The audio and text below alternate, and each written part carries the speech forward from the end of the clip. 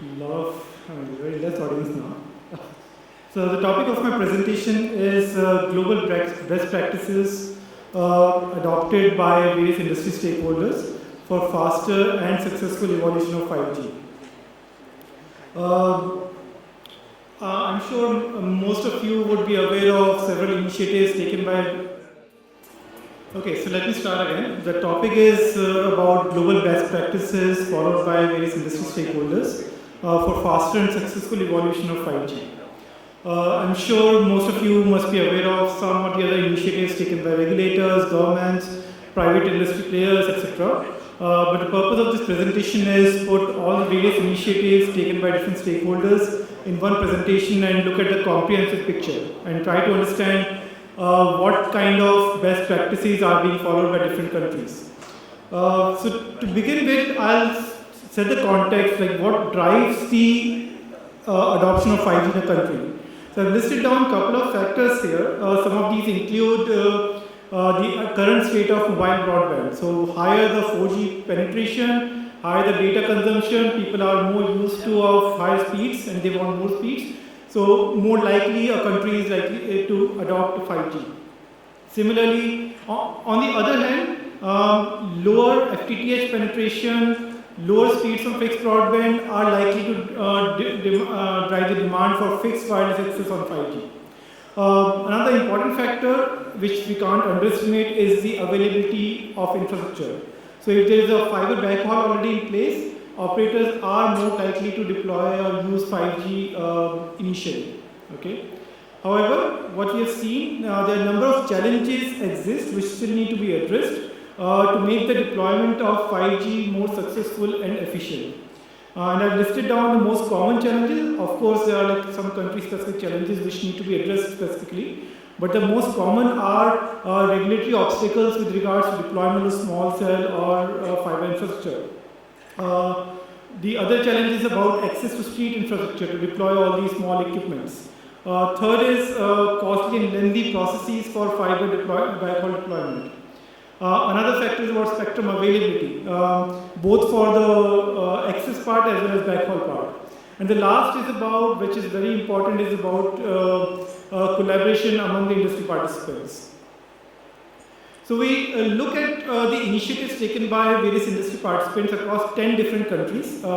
It's difficult to cover all the countries here, but we look at the initiatives taken by 10 countries and categorize them in three areas. One, initiatives taken by regulators. Second, initiatives taken by government. And third is about telecom companies' initiatives taken in conjunction with the other industry participants. So starting with regulatory initiatives, so the regulators in most of the world are primarily focusing on facilitating infrastructure build-out, updating spectrum regulations to ensure that operators get right amount of spectrum in the right frequency band, etc., and allowing new industry participants to drive service innovation. And then in the following slide, I'll look into the various best practices being followed here. Talking about government, it's all about considering 5G as part of their national digital strategy or 5G strategies, as well as driving collaboration among the industry participants. And another factor that where we see government playing role is about creating an environment for testing and even funding some of the test beds. From the telecom companies, in addition to whatever commercial launches that they are doing on mobile broadband and fixed broadband, they are creating a test environment where they are collaborating with various industry verticals to test different use cases and find out what use case works for which industry vertical. So let's start with the regulatory initiatives. What we have seen is that regulators are coming up with new regulations or modifying the existing regulations to facilitate the deployment of infrastructure as well as sharing of infrastructure. So some of the best practices here include Germany, where right of way for deployment of fiber infrastructure on streetways is waived off. US is adopting a specific regulation for small cell deployment, which is very different from the macro site deployment. Similarly, China is upgrading all its street furniture to support 5G. And likes of France and Germany where they are coming up with regulations to drive sharing of non-telecom infrastructure, like power infrastructure, sewage infrastructure, or so on. So what we believe is that all these initiatives will help, will not only reduce the time taken to deploy the infrastructure, but it also saves a lot of money for the operators. Another important factor operators are doing are coming up with favorable spectrum regulations, and those are around, for example, allocating high frequency bands for backhaul in the absence of fiber backhaul infrastructure, or award of, let's say, high frequency band, millimeter wave band, etc. And some of the initiatives that, some of the best practices that we see here are from US, where the FCC is allowing dynamic spectrum allocation. Germany, where they are offering private 5G networks in C-band. In China, South Korea, Switzerland, and US, regulators are allowing usage of 60 to 70 gigahertz for backhaul in areas where fiber infrastructure is not available.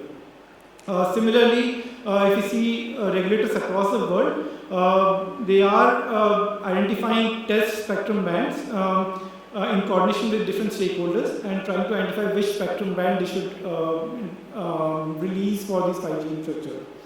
Another important part is about South Korea and US, where regulators have allocated millimeter wave spectrum, which will be important for low latency and all those services going forward. So what that means is that availability of right spectrum and of clarity on the future spectrum roadmap helps operator plan their strategy for 5G deployment, what use case they should focus on, and what kind of network they should deploy. Lastly, some of the regulators are allowing new entrants, not direct competitors to the mobile operators, but some new players to drive service innovation.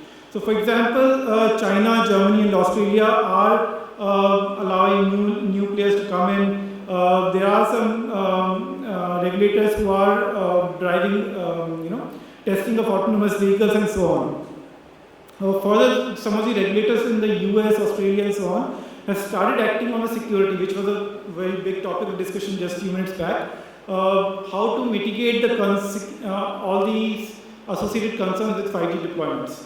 So all these initiatives, like allowing new service providers to build and test their offerings at such initial stage, will support better evolution of different use cases. That's what we believe.